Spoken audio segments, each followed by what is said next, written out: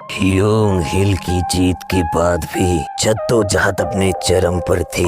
इसी दौरान क्वीन राज्य को एक ऐसे अतीत का सामना करना पड़ा जो कभी भी एक्सपेक्टेड नहीं था। ली म्यू, झाओ काउंसलर। क्वीन की राजा की जय हो। मैं झाओ चांसलर ली मुन, आपकी इस महानता के लिए मैं आपका धन्यवाद देता हूं कि आप हमारे कहने पर लोगों को इकट्ठा। हमें इन फॉर्मेलिटीज की कोई जरूरत नहीं। आप बताइए क्या कहना चाहते हैं, किस कारण से आप यहाँ पर आए हैं लीमू? इनसे तो थोड़ी रिस्पेक्ट की उम्मीद तो की जा सकती थी। ये कितनी अजीब बात है, महाराज इतना रूड व्यवहार क्यों कर रहे हैं इनके साथ? मुझे ये बिल्कुल ठीक नहीं लग रहा है। ह्योंग की जीत के तुरंत बाद दुश्मन हमारे घर में है, कुछ तो गड़बड़ है। हे ऊपर वाले, इसे जल्द से जल्द खत्म करवाओ।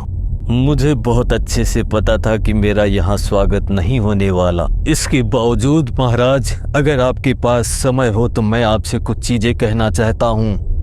क्वीन की राजा, इससे पहले बहुत देर हो जाए, एक अटूट राज्य का जो आपने सपना देखा है उसे तुरंत ही खारिज कर दीजिए।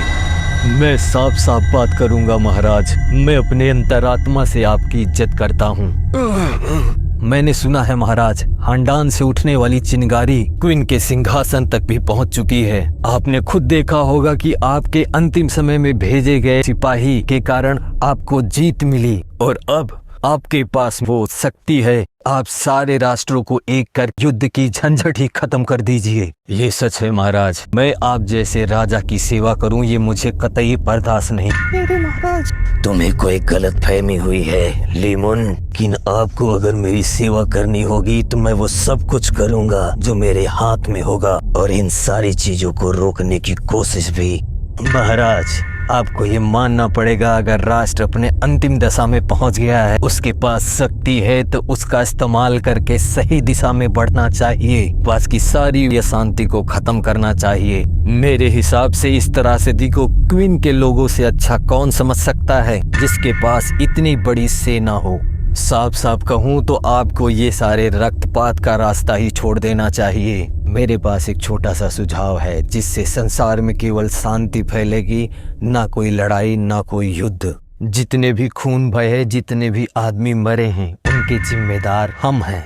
महाराज, मैंने हमेशा प्रयास किया है कि जितना कम से कम युद्ध से हमारा सामना हो उतना हमारे लिए बेहतर होगा, और हमारी यही नीति हमेशा से चलती आ रही है। मुझे विश्वास है कि मेरी तरह 5 और देश हैं जो इसी तरीके की भावना रखते हैं। इस दशा में महाराज, क्या हमें तलवार छोड़ करके एक दूसरे का हाथ नहीं थामना चाहिए, जिससे हमारे पूरे मिडिल किंगडम के अंदर शांति फैल सके? नहीं, अब कोई दूसरा रास्ता नहीं है। एक बात दिमाग में डाल लो आप लॉर्ड चेंगपिन।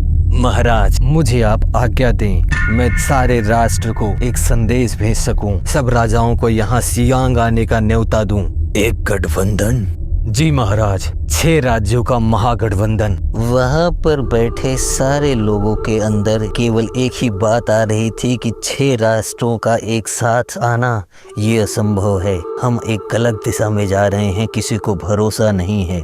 क्यों लगता है तुम्हें? मैं इसे सीधे शब्दों में कहता हूँ, केवल यही इकलौता एकमात्र हमारे पास रास्ता है किंगडम में फैली अशांति को खत्म करने का। हम उन्हें अपना सहभागी तो बनाएंगे, लेकिन उसमें भी बहुत शर्तें होंगी। अगर कोई भी राज्य इन शर्तों का उल्लंघन करता है तो बाकी 5 राज्य आपस में मिलकर उस अकेले राज्य को तबाह कर देंगे, जिससे उनके अंदर डर भी बना रहेगा कि हमें ये अलायंस नहीं तोड़नी है, और शांति भी। विश्वास कीजिए महाराज, अगर 7 राष्ट्र एक साथ आ गए, इन सारी शर्तों पर उन्होंने अपनी सहमति दे दी, तो किंगडम में शांति आने से कोई नहीं रोक सकता। ना कोई खून बहेगा, ना कोई विधवा होगी। ये हमारा काम नहीं है, इसे जुटलाया नहीं जा सकता। अगर हम तुमसे अभी जुड़ जाएं, लीमू, हमारी और तुम्हारी सेनाएं मिलकर बाकी 5 राज्यों पर शासन कर सकती हैं। गठबंधन की बात अलग हो जाती है, मैं इसे बिल्कुल नहीं नकारूंगा। युद्ध मिडिल ईस्ट को दीमक की तरह चाट रहा है, इसके बावजूद एक सूत्र में इन्हें बांधना बहुत ही मुश्किल है। ये बात तुम भी जानते हो। मेरा सपना रहा है एक देश हो जिसे मजबूती के साथ मजबूत बनाया जाए। उसी सपने के पीछे मैं सालों से काम कर रहा हूँ। जितने भी कमजोर राष्ट्र या उनके राष्ट्र नेता हैं, सबको मिटाकर मिलाता जा रहा हूँ। बिना युद्ध के उस अलायंस को वो कभी भी छोड़ सकते हैं? क्या तुम अपने घर की महान विरासत को छोड़ करके शांति के पीछे इस तरीके से जाओगे कि जहां तुम्हारी इज्जत भी ना हो? ये आज की बात नहीं है, सालों से होता आ रहा है। हम बार बार शांति के लिए अलायंस बनाते हैं और हमें केवल शिकस्त मिलती है। अब हमें इन सारी चीज को बदलना होगा। शांति केवल लड़ाई से आ सकती है, गठबंधन से नहीं। महाराज, मुझे आपके शब्दों में मेरे प्रस्ताव के लिए निंदा दिखाई दे रही है। क्या आपको लगता है कि आप अपने महत्वाकांक्षा के दम पर 6 के 6 राज्य को आप अपने अधीन कर सकते हो? मुझे पता है ये आसान नहीं होगा। मैं इससे भली बात परिचित हूँ कि इस तरीके की लड़ाई मिडिल ईस्ट में केवल अशांति फैला रही है, हमें नुकसान होता है। इसके बावजूद मैं उसी के साथ खड़ा हूँ। मैं तुमसे वचन चाहता हूँ, ना कि ये खोखली बातें। अच्छे से सुन लो लीमून, क्वीन सारे राष्ट्रों पर अपना शासन बिठाएगी ताकत के दम पर, और उसमें झाओ भी आता है। इसी तरीके से चाइना का निर्माण होगा। अगर तुम्हारा खून ठंडा हो गया है तो झाओ वापस लौट जाओ, अपने राजा के साथ आत्मसमर्पण की तैयारी करो। आप मजाक कर रहे हैं महाराज? आपको लगता है कि आप ये कर सकते हो तो जरूर करो, हमें युद्ध से कोई परहेज नहीं। समझ गया महाराज, माफ कीजिएगा, लेकिन अब मैं आपकी इन सारी बातों को युद्ध की शुरुआत समझूंगा। लेकिन मैं आपको विश्वास दिलाता हूँ, क्वीन आखिरकार इस बात के लिए बहुत पछताएगा। महाराज, अब शायद मुझे यहाँ से चलना चाहिए। मैं आपको ऐसे जाने नहीं दे सकता। क्या होगा हमारी क्वीन की प्रतिष्ठा का? क्या आपको दिखाई नहीं देता? क्वीन आर्मी के हाई कमांडर लॉन्ग चैंगपिंग अगर क्वीन की मानसिकता 6 राज्य को अपने में मिलाकर जो एक राष्ट्र बनाने का सपना लेकर चल रहा है, मेरी बात याद रखना कि पेरिस वाला हाल ही होगा और इसका जिम्मेवार क्वीन खुद होगा। आपको भी पता है कि 6 देशों के साथ लड़ाई करना क्वीन के भी बस की बात नहीं है, और मुझे पता है नीति यही कहती है, उसे झाओ चाहिए अपनी महत्वाकांक्षा को पूरा करने के लिए, चाहे वो अभी मिले या बाद में। बात तो स्पष्ट है, आप अगर गठबंधन नहीं बनाते हैं तो आप जरूर लड़ेंगे, चाहे वो आज लड़े या 4 दिन बाद। लेकिन मैं आपको विश्वास दिलाता हूँ कि जब तक मैं जिंदा हूँ तब तक क्वीन कभी भी झाओ को पराजित नहीं कर सकता। अगर क्वीन इस लड़ाई की आग को लेकर हमारे पास पहुंचेगा तो मैं खुद उनकी सारी सेनाओं को मिट्टी में मिलाऊंगा। इससे पता है कि हम झाओ का भी बहुत नुकसान होने वाला है, लेकिन मैं अपने राष्ट्र के लिए तनिक भी नहीं हिचकूंगा। हर एक कीमत चुकाने के लिए हमेशा खड़ा होगा झाओ। अगर क्वीन के राजा या उनके कमांडर को लगता है कि झाओ एक आसान शिकार है तो वो अपने दिमाग में ये बात जरूर डालें, हम आखिरी सांस तक लड़ेंगे और आपकी सारी महत्वाकांक्षाओं को जमीन पर लाकर रखेंगे। इस समय पर झाओ और चू के साथ जरूर कोई गठबंधन नहीं है। आपको संबंध बनाने से पहले ही हम खत्म कर देंगे, परेशान मत होइए।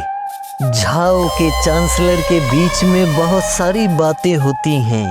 वो एक दूसरे को बड़े बड़े महारथियों का नाम सुनाकर डराने की कोशिश करते हैं, उनके इरादों को तोड़ने की कोशिश करते हैं, लेकिन सब कुछ धरा का धरा रह जाता है। चांसलर वहां से निकलते हैं, पीछे से बहुत सारे लोग उन्हें मार देने की बात करते हैं। चूंकि वो राजदूत हैं तो ऐसा कोई नहीं कर सकता। सीढ़ियों से उतरते हुए चांसलर क्वीन की समृद्धि और खुशहाली को देखकर बहुत प्रसन्न होते हैं और साथियों के भड़काने पर वो उन्हें कहते हैं कि अभी हम जरूर कमज़ोर हैं, लेकिन हमें अपनी आर्मी को और बढ़ाना होगा और तुम लोग आज से ही लग जाओ। और हमारे मन में अब बिल्कुल संदेह नहीं है, अब लड़ाई होकर रहेगी, तो तुम लोग सबसे पहले हमारी आर्मी को बड़ा करने में लगाओ। एक एक बटालियन 10,000 सैनिकों की होनी चाहिए।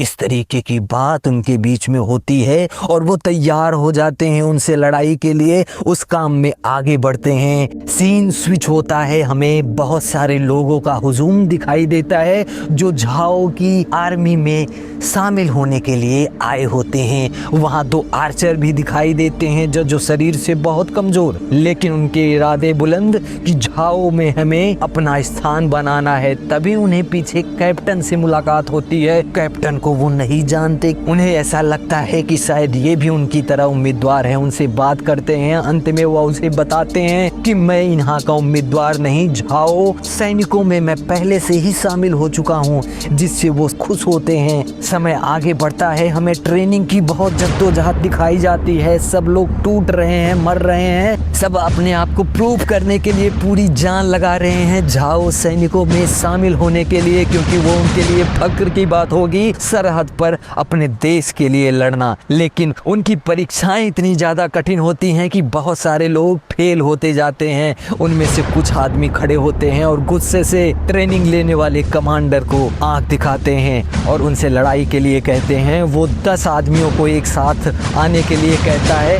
और खुद लकड़ी की तलवार से उनसे लड़ाई करता है और सबको हरा देता है और उन्हें समझाता है कि अगर आपकी शारीरिक क्षमता अच्छी नहीं होगी तो सरहद पर केवल तुम्हारा कटा हुआ सर मिलेगा और हम ये बिल्कुल नहीं चाहते कि हमारे साथी वहाँ मरे। उन्हें समझ में आता है, गुस्सा आता है, ट्रेनिंग को आगे कंटिन्यू दिखाया जाता है। सीन स्विच होता है, वो दोनों आर्चर छटे हुए लोगों के बीच में दिखाई देते हैं। कैप्टन उन्हें देखकर परेशान होता है। कैप्टन को आशा थी कि शायद वो सम्मिलित होंगे, लेकिन ऐसा नहीं हुआ। वह उन्हें कहते हैं कि भाई ऐसा क्यों है, तुम क्यों शामिल नहीं हुए? तो वो उन्हें बताते हैं कि महाराज मैं एक आर्चर हूँ, तीर चलाना मेरी गुणवत्ता है, लेकिन मैं शारीरिक रूप से थोड़ा कच्चा हूँ, इसीलिए आपकी इतनी तगड़ी ट्रेनिंग को मैं पास नहीं कर पाया। इसके लिए मैं क्षमा प्रार्थी हूँ। अगर मुझे एक अवसर देंगे तो मैं आपको अपनी कला का गुण दिखाऊंगा। जिससे कैप्टन तैयार हो जाता है और आर्केड के ग्रुप में शामिल होने के लिए कहता है। लेकिन लेडी कैप्टन बिल्कुल तैयार नहीं होती, क्योंकि उन्हें हष्ट पुष्ट मेंबर चाहिए जो लड़ाई के हर एक तौर तरीके को समझ सकें। वो उन्हें नकार देती है। वो बार बार इंसिस्ट करते हैं कि हमें एक अवसर दीजिए। उन्हें अवसर मिलता है। वो उन्हें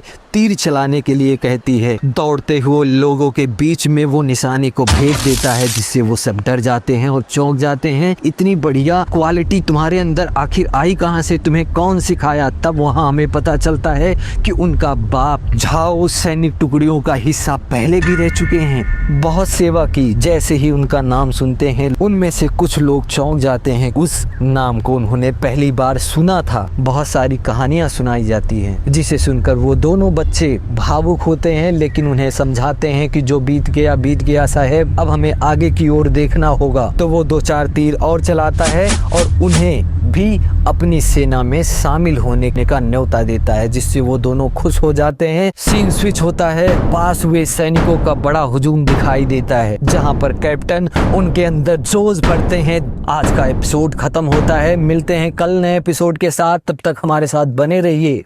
बाय बाय, सी यू।